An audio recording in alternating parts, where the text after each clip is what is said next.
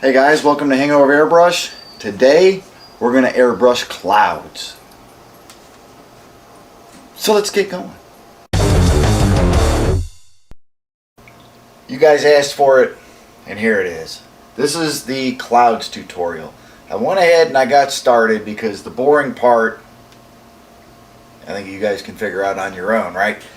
Start off with a little white sheet, a little bit of some turquoise looking Caribbean blue, and then on top of that ultramarine blue, which just makes up this top 5 or 6 inches.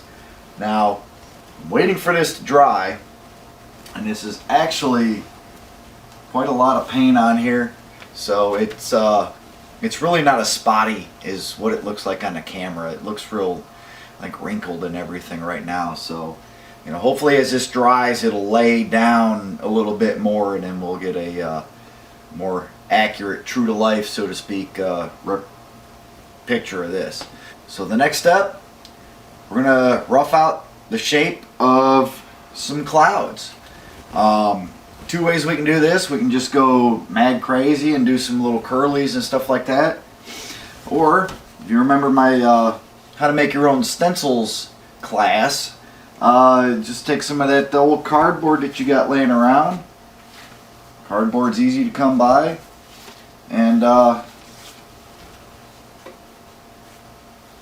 rip out some shapes, because when you rip it out, all these little micro textures are going to be free. So that's what we want. So I got some reference art loaded up on the computer, and let's mix up some white paint after this cures a little more, and let's see what we can do.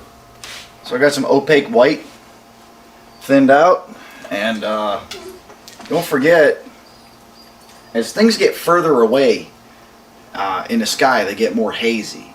So there's going to be less detail, less contrast, and that's going to help sell our art. So that's the beginning of one nice pretty cloud.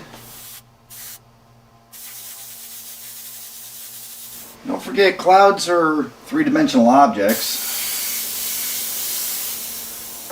The leading edge, the outside edge, is normally the brightest.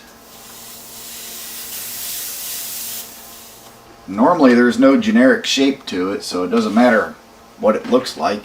It's always right.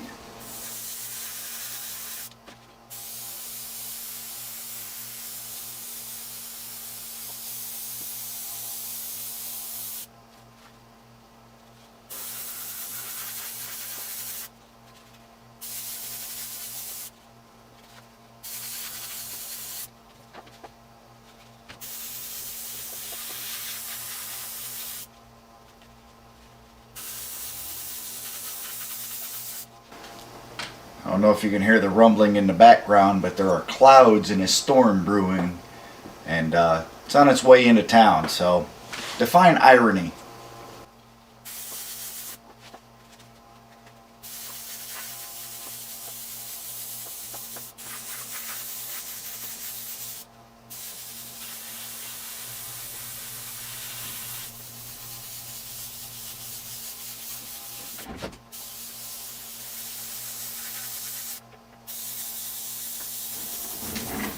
Alright, so I'm going to continue working this. I'm going to just kind of bleach everything out real quick. And then we're going to come back in and we're going to add some shadows.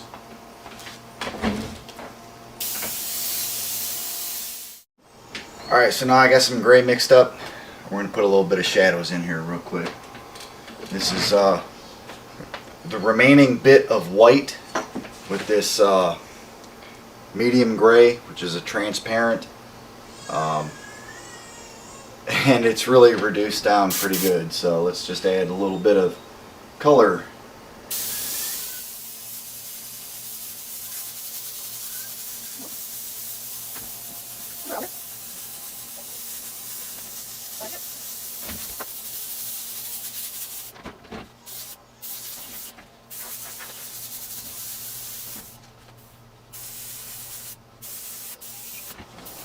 Just kind of keep doing that for a little bit until you get something that looks, you know, kind of right. I'm going to wash this out, and after this step here, we're going to come back and do a little bit of white highlights on top of everything that we've already got.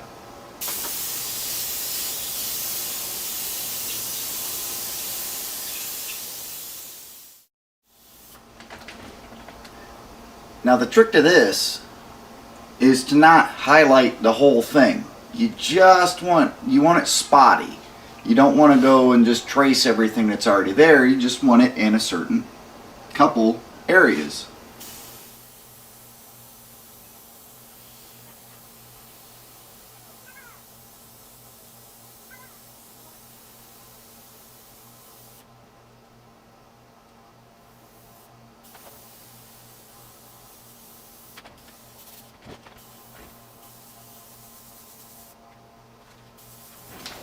And if you want to cheat, you could just move the same stencil back where you had it. Do it like that.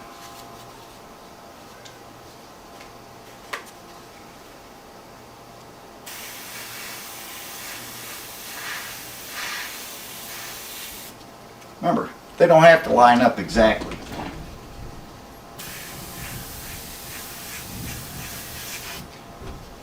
In fact, if they don't line up exactly, then that's going to create the illusion of movement.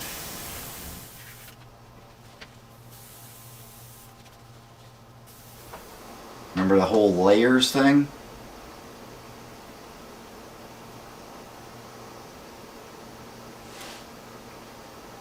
And then also, remember from a previous tutorial where we used this half Scotch-Brite, if you want to use that,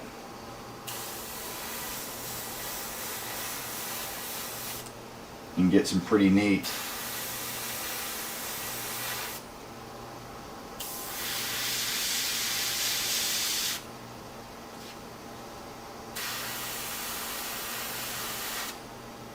patterns doing that.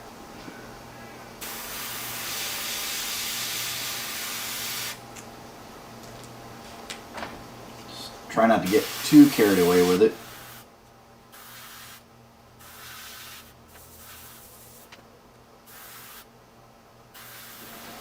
That adds quite a bit of depth.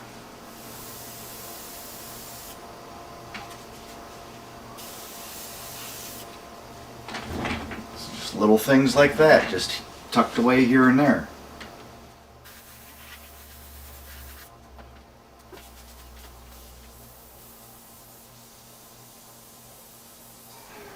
This is the tedious part, but this is the part that's going to actually sell your work, you know.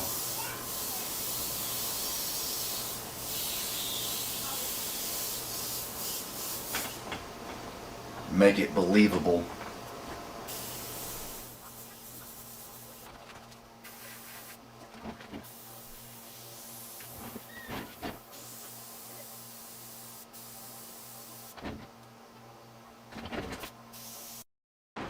So I put the finishing touches on. Just basically, I went around it a couple more times and did some highlights. Got close with the highlights, but I didn't trace exactly what I had. I just kind of strayed it away, added some little subtleties to it. I took the airbrush and I just kind of made some real inconsistencies in the color so that it's not just one big gradient. And then after that, I went on top of the whole thing and color graded stripes. So you'll have an area here that's a little brighter than the rest. This leading edge is brighter than the rest. This stays dark, it's back behind the rest of the clouds, and then this right here is a little bit brighter than the rest.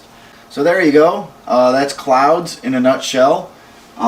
If you want, you can take, because this is white, take any of your transparents over top of it and you can go sailor red sky if that's what you want to do, or you could put a little sunlight here and blast it all around. So basically this is the technique to get the shapes right, and use transparent colors over top, and the rest is up to you guys. So there you go. Good luck with it, and thanks for watching.